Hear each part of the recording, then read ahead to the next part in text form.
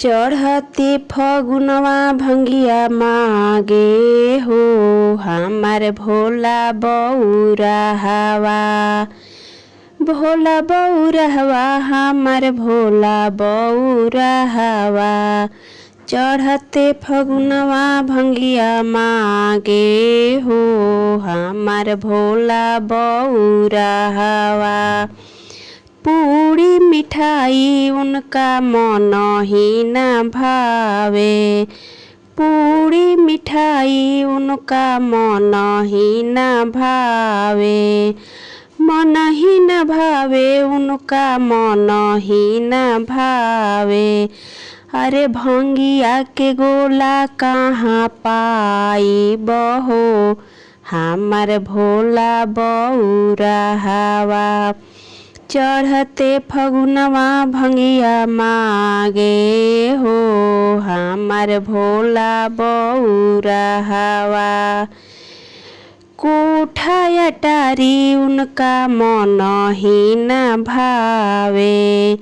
मन ही न भावे उनका मन ही न भावे।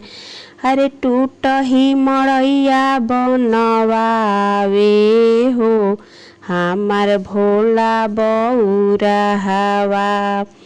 चढ़ते फगुनवा भंगिया मागे हो हमार भोला बौरा हवा। फूलवा की माला उनका मन ही न भावे। मन ही न भावे उनका मन ही न भावे। नागवा के माला वाला पेटे हो हमार भोला बौरा हवा। चढ़ते फगुनवा भंगिया मागे हो हमार भोला बौरा हवा। कोट पैंट जैकेट उनका मन ही न भावे। मन ही न भावे उनका मन ही न भावे। मिर्गा के छाला वाला पेटे हो हमार भोला बौरा हवा। चढ़ते फगुनवा भंगिया मागे हो हमार भोला बौरा हवा। हाथी से घोड़ा उनका मन ही न भावे। मन ही न भावे उनका मन ही न भावे।